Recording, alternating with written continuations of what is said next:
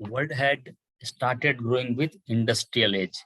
After industrial age, you know, the information age came. And now, the data information age is going on. So, and the current scenario, all are based upon the data on the internet. Wherever you will go, you will find the data, meaningful information on the internet. Hello friends, welcome back to the Jaja Ashram tutorial. So today we are going to discuss about IoT. What is IoT? How IoT works?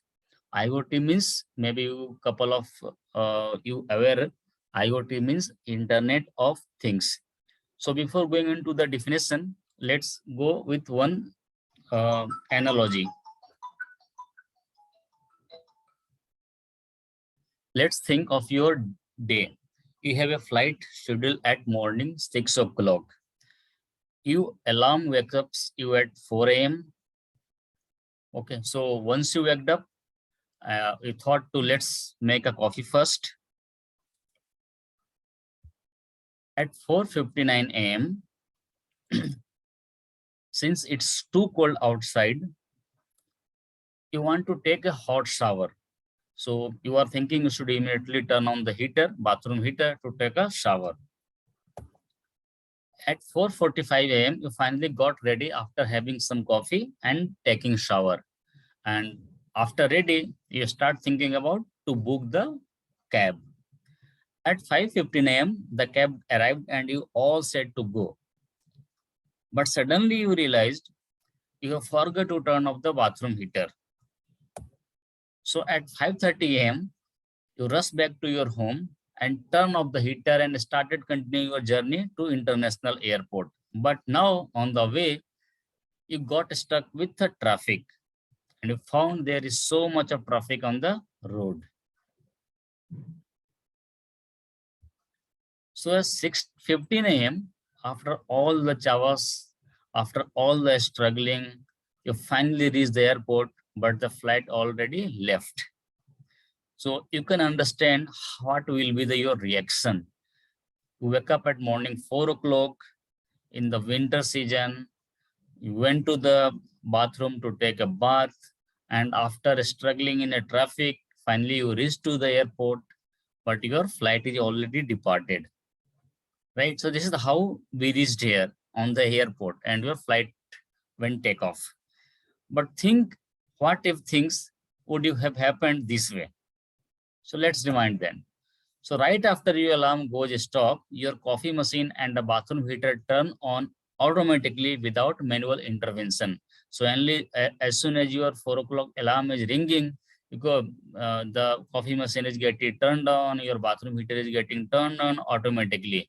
So you are just thinking you should go to have a coffee. Okay, once you have a coffee, the cab is automatically booked based on your schedule, and sensors in your home automatically switched off all the devices as you live.